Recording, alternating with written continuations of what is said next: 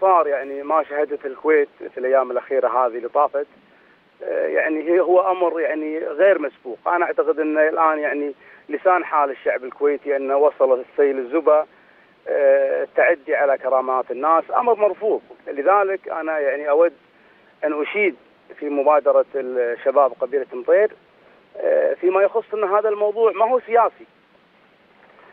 تعودنا دائما ان السلطه عبر جويهلها دائما تضرب القبائل نكايه في نوابها.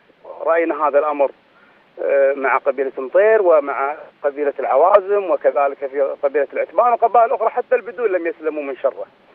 لكن انا اعتقد ان هذا الامر ما هو امر سياسي. احنا اليوم ما عندنا حكومه، ما عندنا اعضاء مجسمه حتى نطالب النواب بموقف سياسي.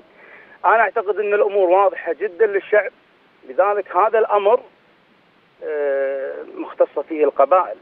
وانا اثني واشيد في مبادره شباب مطير ان ابعاد هذا الامر عن السياسه.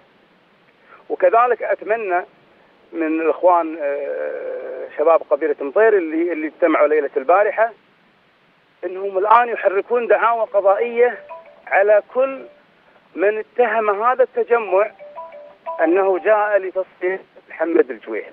هذا التجمع اعلانه رسمي ان قبيله يجتمعون يشكلون وفد منهم 30 40 50 60 ويغلقون هذا الملف اللي صار من 6 سنوات.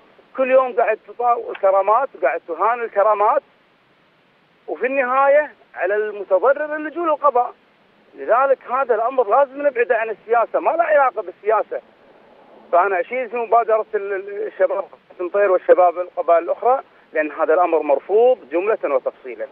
انت اليوم انا اتكلم بكل وضوح، محمد الجويهل كان مسجون وحسابه في تويتر شغال.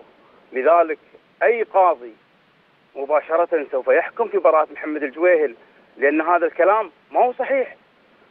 وفقا للمعطيات محمد الجويهل بالسجن والحساب ما زال يستمر. لذلك خلوا الناس تتعامل مع اسلوب السلطه. نعم دكتور خالد، نحن الان نعيش ذكرى الغزو العراقي على الكويت، لا تعتقد ان هذه الاجواء ربما وهذه الذكرى تدعونا كمجتمع مترابط واحد للالتفاف حول قيادتنا وحول كل هذه يعني الجراح وكل هذه ونبذ كل هذه الخلافات؟ يا سيدي العزيز، انا قلت من زمان ارد اكررها اليوم، والله العظيم لا يوجد شعب في العالم يحس حكومة على الوحدة الوطنية كثر الشعب الكويتي.